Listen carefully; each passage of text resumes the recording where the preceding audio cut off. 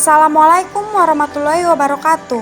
Saya Mega Damayanti dari kelas 2C akan membahas tentang materi sistem pernapasan pada manusia. Sebelum ke pembahasan, teman-teman tahu tidak sih pernapasan itu apa? Respirasi atau pernapasan merupakan adanya sebuah pertukaran gas antara organisme atau makhluk hidup dan terhadap lingkungan tersebut.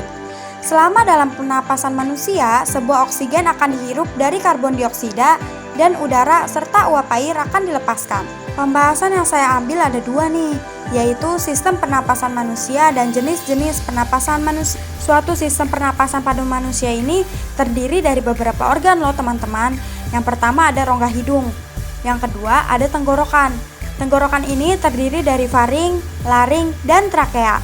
Kemudian yang ketiga ada paru-paru, yang terdiri dari bronkus, bronkiolus, dan alveolus. Pada manusia, organ utama sistem pernapasan terletak di dalam rongga dada. Dan seperti yang kita tahu, paru-paru terletak di dalam tulang rusuk. Nah, teman-teman, tahu tidak sih, di dalam paru-paru kita itu terdapat sekat. Sekat ini bernama diafragma, yang merupakan sekat pemisah antara rongga dada dan rongga perut. Paru-paru diselubungi oleh selaput tipis yang bernama pleural. Nah, paru-paru terdiri dari dua bagian, ada paru-paru kanan dan paru-paru kiri. Paru-paru kanan terdiri lagi dari 3 bagian lobus, yaitu lobus superior, lobus medialis, dan lobus inferior. Sedangkan paru-paru kiri terdapat hanya 2, lobus superior dan lobus inferior, dan ukurannya pun lebih kecil daripada paru-paru kanan. Kemudian ada bagian yang dinamakan bronkus. Bronkus merupakan percabangan dari trakea yang menuju paru-paru kanan dan paru-paru kiri. Nah, pada trakea ini terdapat cincin tulang rawan yang berfungsi untuk mempertahankan bentuk pipa dari trakea. Kemudian, ada bagian dinamakan faring yang merupakan penghubung antara lubang hidung dan trakea.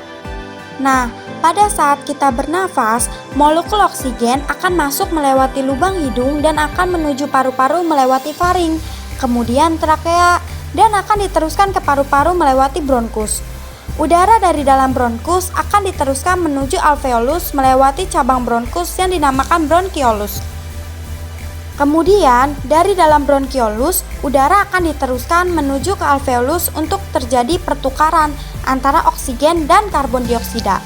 Alveolus ini dikelilingi oleh banyak pembuluh kapiler yang terdiri dari ruangan-ruangan kecil yang dinamakan dengan ruangan alveolus. Di dalam ruangan alveolus terdapat banyak pori-pori.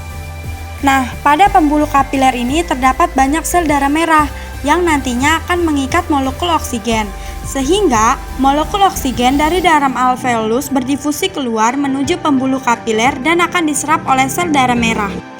Dan sel darah merah yang tadinya berwarna keunguan akan berubah warna menjadi merah karena adanya kandungan oksigen.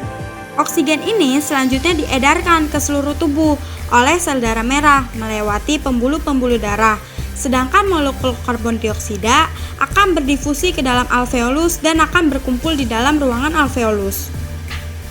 Kemudian karbon dioksida akan dikeluarkan keluar tubuh melewati cabang bronkus, yaitu bronkiolus.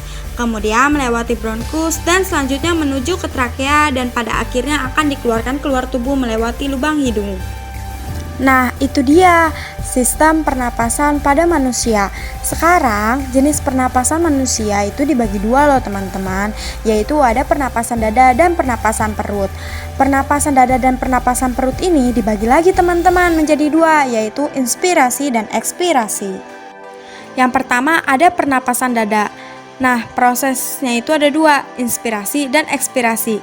Inspirasi ini terjadi bila otot antar tulang rusuk berkontraksi, maka tulang-tulang rusuk terangkat sehingga volume rongga dada membesar. Akibatnya, paru-paru mengembang dan tekanan udara di paru-paru mengecil, sehingga udara di luar yang mempunyai tekanan lebih besar masuk ke dalam paru-paru. Nah, yang kedua ada proses ekspirasi. Proses ini terjadi bila otot-otot antar tulang rusuk relaksasi, maka tulang-tulang rusuk tertekan sehingga rongga dada mengecil. Akibatnya, paru-paru mengempis dan tekanan udara di paru-paru membesar sehingga udara keluar. Yang kedua ada pernapasan perut. Pernapasan perut ini juga sama teman-teman, prosesnya ada dua, yaitu inspirasi dan ekspirasi. Nah, pada inspirasi prosesnya itu terjadi bila diafragma berkontraksi menyebabkan diafragma mendatar, maka rongga dada membesar. Keadaan ini akhirnya menyebabkan tekanan udara di paru-paru mengecil karena paru-paru mengembang sehingga udara luar masuk.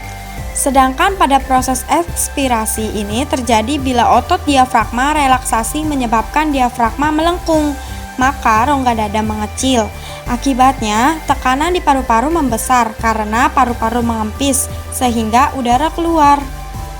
Nah, itu dia teman-teman, proses dan jenis terjadinya respirasi atau pernapasan di dalam hidup kita. Semoga ilmu yang saya bagikan dapat menambah pengetahuan kita semua. Saya pamit undur diri ya teman-teman. Assalamualaikum warahmatullahi wabarakatuh.